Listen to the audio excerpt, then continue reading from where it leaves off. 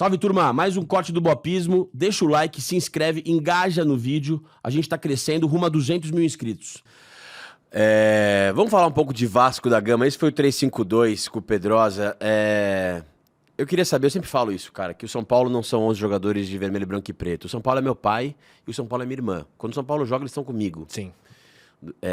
Enfim, sempre. Então eu queria saber quem é o Vasco pra você. Meu pai. Não tem como não ser meu pai, cara. Como eu contei a história aqui de quando ele me levou a primeira vez. Mas assim, eu lembro também que teve... A família, por pai de mãe, é tricolor. Minha mãe era tricolor, minha avó era tricolor, meu avô era tricolor. E o meu pai, que casou com a minha mãe, ele era o único vascaíno, assim. Tanto que a família do meu pai tem mais 6 irmãos e tem flamenguista, tem tudo quanto é tipo. O meu pai é vascaíno e o meu tio Isaías também é muito vascaíno. E o meu tio Isaías já me levou, inclusive, muitas vezes em São Januário. Mas o meu pai, eu lembro muito bem que foi a primeira vez que a gente foi ao Maracanã, foi um Vasco e Fluminense. E aí, a minha mãe não deixou eu ficar com o meu pai na torcida do Vasco. Eu fiquei na torcida do Fluminense com a camisa do Vasco. Nossa. O Vasco ganhou esse jogo. E eu chorei muito. Meu pai, pô, caraca, não tinha... Caraca, eu queria ficar com meu pai, não sei o quê. Quando a gente sai do jogo que o Vasco vence o Fluminense e o meu pai encontra a gente na saída do Maracanã, cara, aquela cena também foi bizarra, porque eu saio correndo assim pra... Pai, é o Vasco, e tá. E meu pai, é o Vasco, filho, não sei o quê. Então, assim, são coisas que eu lembro bastante. Quando o Vasco foi campeão agora da Copa do Brasil em 2011, já faz muito tempo, né? Espero que esse ano seja de novo, mas a gente também comemorando junto. Final da Copa Mercosul, a virada. Eu era pequeno, assim, era criança, eu tinha 6 anos. E eu lembro exatamente do momento que tava 3-0 Palmeiras e meu pai falava assim, vai virar. Tá brincando. Eu falei, pai, tá maluco, pô? Tipo assim, minha cabeça de criança, vai virar nada. Tipo assim, a gente tinha um primo também que era vascaíno. Meu pai, vai virar. E a gente lá em Vigário Geral e tal, meu pai tinha um Cadete com teto solar. E assim, era um carro muito, digamos assim, muito charmoso da época e tudo mais. O Vasco vira o jogo, meu irmão. Meu pai pega o carro, olha a irresponsabilidade, me coloca no teto solar, junto com meu primo, e a gente sai pro Vigário Geral assim, tipo, comemorando, é o Vasco, tal. Velho. E assim, tantas outras memórias que eu posso ter, assim, que eu posso falar.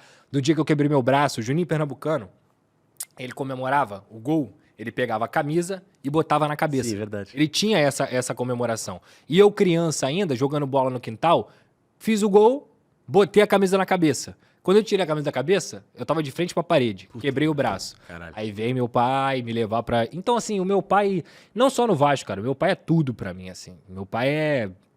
Sem meu pai, nada seria possível, assim. E eu vou falar mais disso pra frente, porque eu vou acabar tocando no nome dele mais vezes, mas... Qual é o nome dele? Samuel. Eu devo tudo ao meu pai, cara. Tudo, porque meu pai...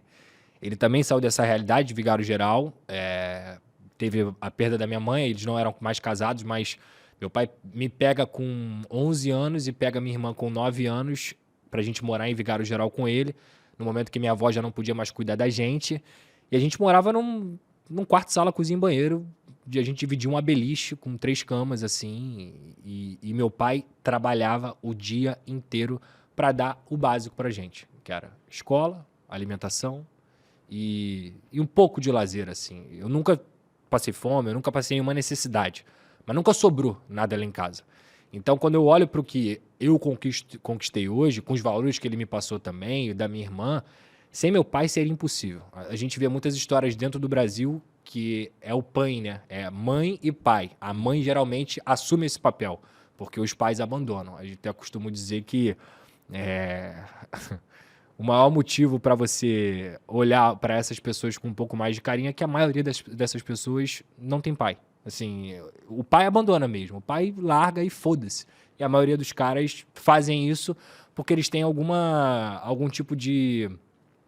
Como se diz?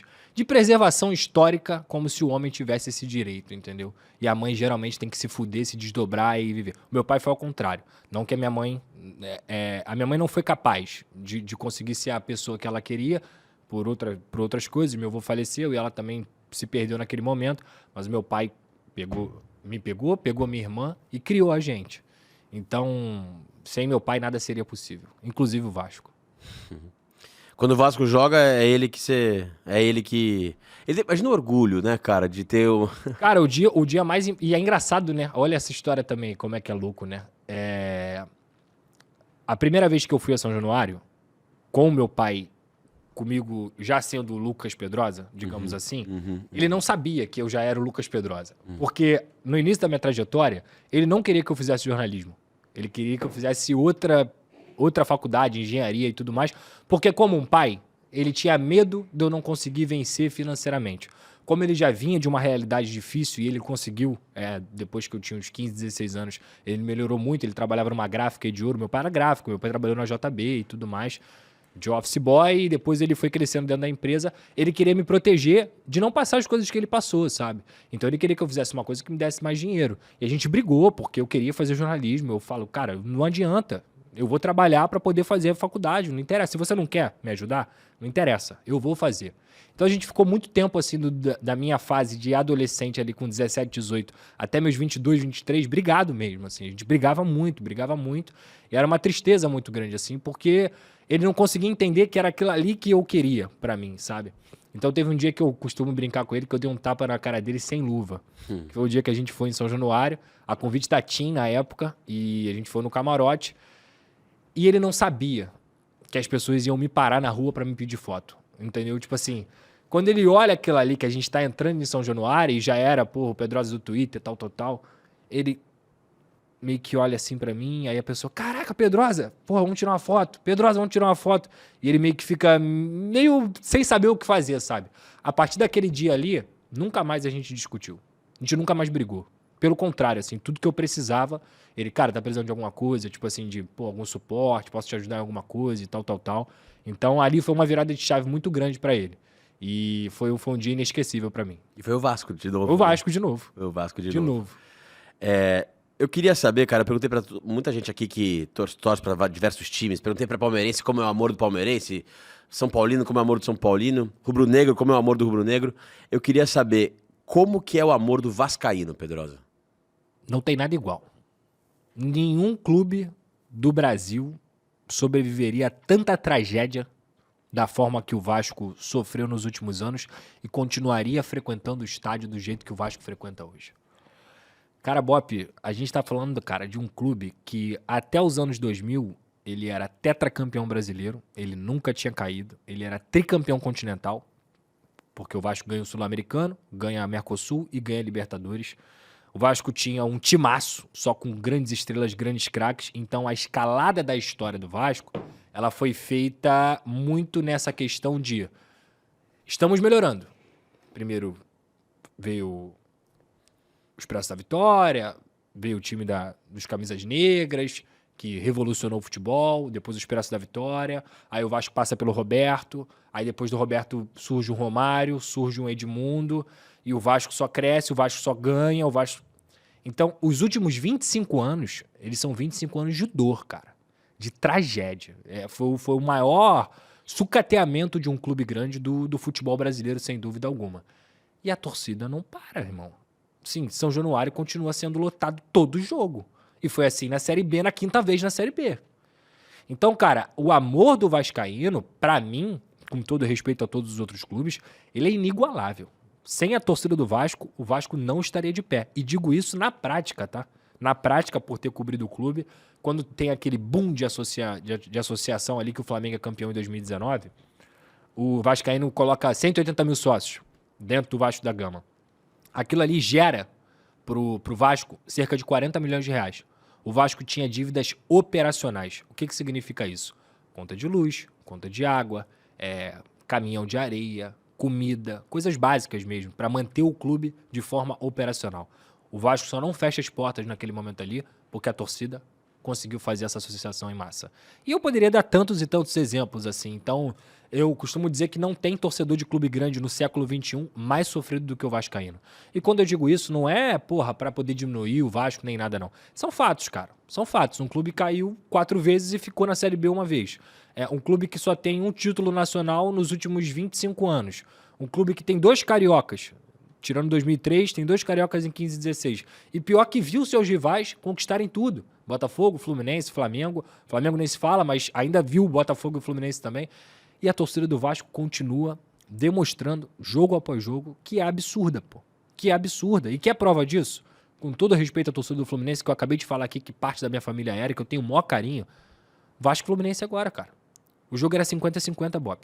50-50. Tiveram 53 mil pessoas no Maracanã. Eu não tenho dúvida de 40 era do Vasco. Então, cara, é uma torcida muito louca, mano. Eu viajo o Brasil. Eu fui pra Bahia no final do ano passado. Fui pra Santa Cruz Cabralha. Uma praia que tem lá Coroa Vermelha. Irmão, um ônibus com 40 pessoas foram me receber porque elas gostam do meu trabalho com o Vasco. E assim, me deram uma tábua de carne feita por indígenas da região, que são vascaínos, dedicatória, tal, e etc. E eu, desculpa, Bob, com todo respeito, eu não sou ninguém na história do Vasco, cara. Assim, eu não mereço isso, entendeu? Mas é pra você ter noção de como as pessoas que são Vasco e essa comunidade que é o Vasco da Gama, elas valorizam quem faz parte daquilo ali.